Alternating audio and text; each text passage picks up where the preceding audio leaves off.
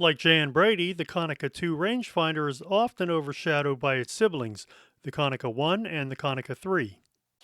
This actually is a pretty solid rangefinder. It's a bit different, so let's take a quick look at the features before we get into the history of the camera. Okay, the Konica II has an integrated rangefinder, a coupled rangefinder, and it also has a collapsible lens. So like the Konica I, it has a lens that extends that you extend into shooting position. However, unlike the Konica I, the Konica II's lens is extended by this small lever here, which also is the focusing lever. So it does double duty, both to collapse the lens or extend and collapse the lens as well as focus. It has a leaf shutter. Let's see which leaf shutter this is. This is the Sony Rapid S, and S is in Sam. So it has speeds running from 1/500th of a second down to 1 second plus B.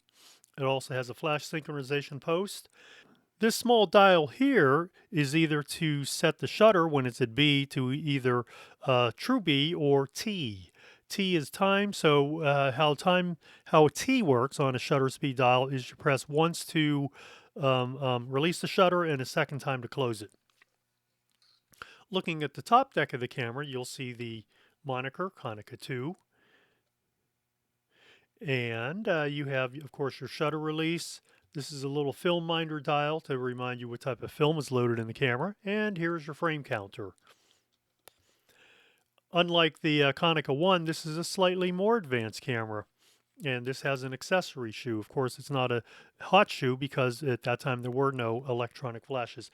Speaking of at that time, this camera was introduced in 1951, and the production run, it looks like, ran through the late 1950s. I want to say maybe until 1957. So that's a pretty strong production run.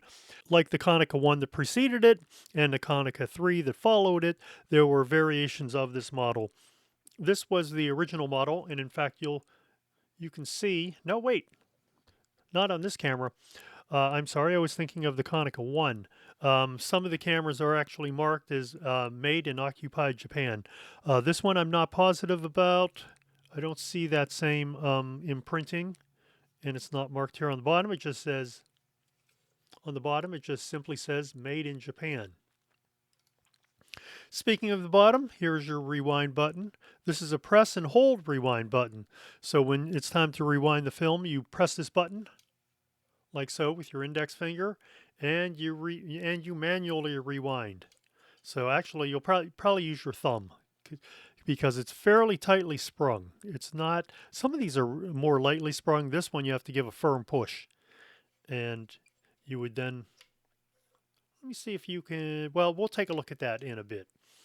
On the back, it's very simple. It's just an eyepiece, and on the bottom, as I mentioned, you have your rewind button. You have your tripod socket. Tripod socket is offset from the center of the lens. I always think it's best, of course, when they center the tripod socket over the center of the lens. However, this one is really in the center of the base plate. And this is your unlocking and locking key for the back. This is not a removable back. However, you do turn this, press it down, and the back pops open. That's the key, so remember that. If you ever have one of these cameras, you turn the key to the open position, press down, and then the back pops open automatically. I was wondering if this rewind knob actually extended so you could make it easier to rewind your film, but in fact it doesn't. It really only extends for you to remove and install a new, remove the old cartridge, and of course install a new film cartridge. All right, in the back you have this little thing, and I'm not sure of its purpose. Maybe it's to just another thing to hold the film canister in place, prevent it from wobbling. Here's your pressure plate. Oh, then there's a small spring for that same purpose. So the idea is to not let that film canister move around in the film chamber at all. Here's your pressure plate, and of course the pressure plate's purpose is to keep the film flat against the film rails. That way you'll take as sharp a photo as possible, provided you have a very sharp lens to start. Here's your sprocket wheel. This one is really more enclosed. Sometimes you'll see the whole thing is exposed, and here it's just the small sprockets. And this is your take-up spool. Now, when you close the back, if you notice, it actually snaps shut, and that's because there's no pressure applied here. If you tried to close it with the pressure applied, of course, then it wouldn't lock shut. So after you close the back, turn that back into the closed position, fold this down. If you'll notice in this position, you can't actually open the back automatically. So that's a little safeguard, or accidentally. This has a single eyepiece for viewing and composing your photo. In this case, it's overlapping images. And that's really the more traditional approach. Your shutter release is right where you would expect it to be. Much like the Konica I, this shutter requires you to tension it manually before you release it. There are two ways to release the shutter, either through this lever here, which is sort of a throwback to the Konica I because that's how that operates, or it has a top-mounted shutter release, which is much more convenient. So you advance the film, and then the shutter release will, in fact, depress, releasing the shutter. Once you release it, it locks in place, so even if you do tension the shutter again, you can't take a second photo. So that is the double exposure prevention. Should you wish to take multiple exposures, you could use the front-mounted release. Obviously, you'd want to have the camera on a tripod if you do that. This uses, I believe this is a 5 elements in 4 groups or 3 groups. Let me take a real quick look. So this is a 2.8 hexagon. So this is 5 elements in 3 groups. And this, as I mentioned, it has set in this Sony rapid shutter. So let me show you how T works. Let's open the back, because this actually will demonstrate this a bit easier.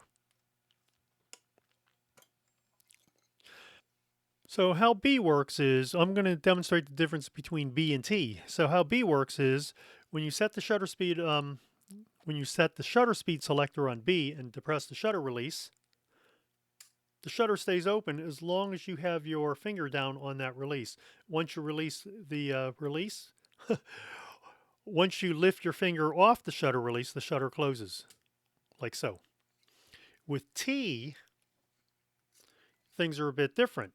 You only have to depress once. See? And then often there are 2 ways. Sometimes you depress it again, and sometimes you have to turn it off of T. So let's see which one this is. Okay, so in this case, you would have to turn it back to I. Now, if you notice, there's going to be 2 markings on here. One is T, and one is I. T, of course, stands for time, and I stands for instantaneous. Now, ironically, with many of the older cameras, I actually stood for like 1/125th of a second. That was often for some of your simpler box cameras. So anyway, that's one thing to keep in mind. As I mentioned, this uses a collapsible. Let's close this back. As I mentioned, this features a collapsible lens. To collapse a lens, you pull up on this lever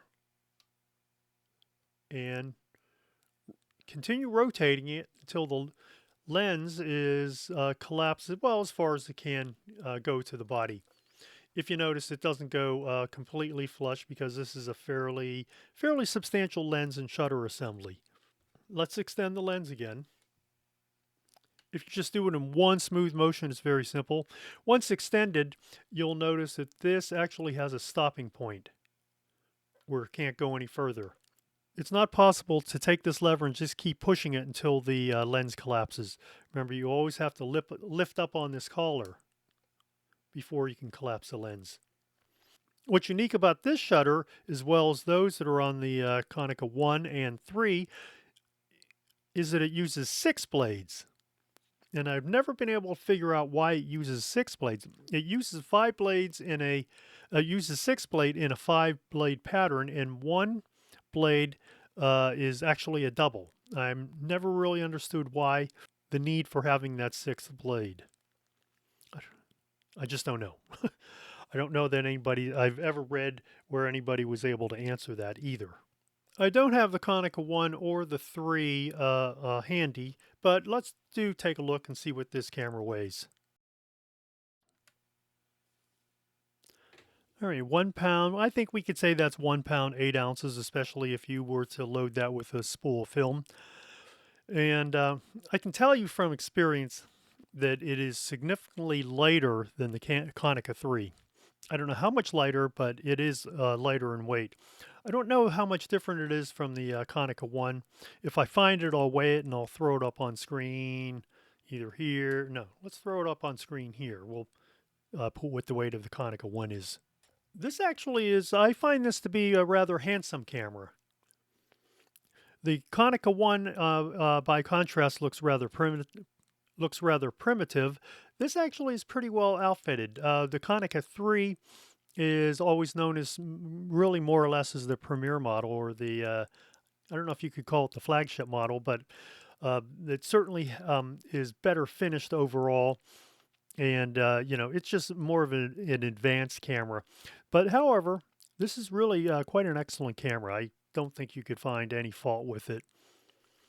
On this particular camera, this is not true leather, it's some type of plastic coating, because you can see on this camera some of it has now chipped away. And to me, it really feels like a synthetic material. It doesn't feel like a natural material. It's also chipped away here. And what can you do about that? You can actually remove it. And I imagine if I really wanted to, I could cut a small piece of leather and just bond it here. I could do it to the whole camera, but but I don't mind the look of this camera. Oh, there's a small piece here.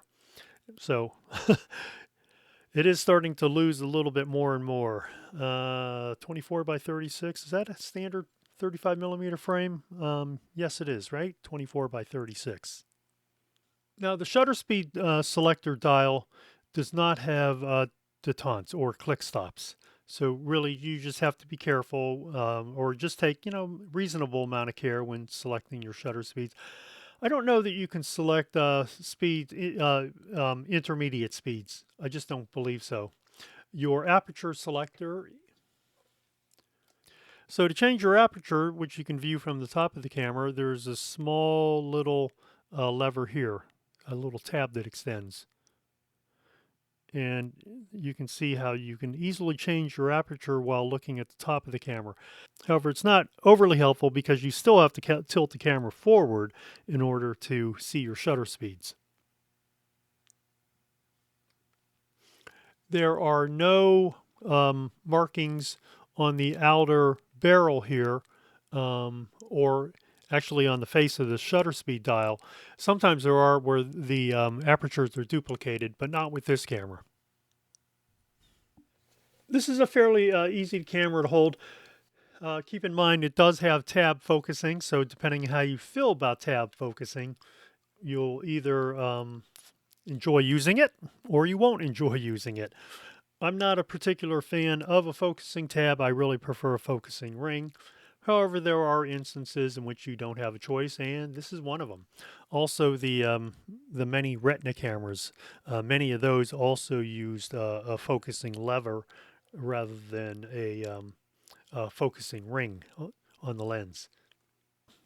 And that's really pretty much it for the Konica II. Like I said, it's a very friendly camera, often overlooked in favor of the Konica 1, which resembles the Leica, and the Konica 3, which is a much beefier camera. This camera certainly deserves a place of honor among the Konica rangefinders from the 1950s. If you happen to find one, I would say go ahead and grab it. I think they're still fairly plentiful on the market. I didn't have any problem finding one.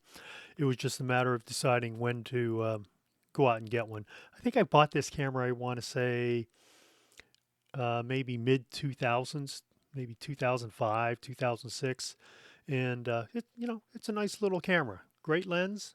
I think this is a very highly regarded lens. Very simple to use, and has a bit of heft to it, maybe slightly more than it should for a camera its size, but you know, it really feels like quality, certainly with all the metal that is contained in the camera.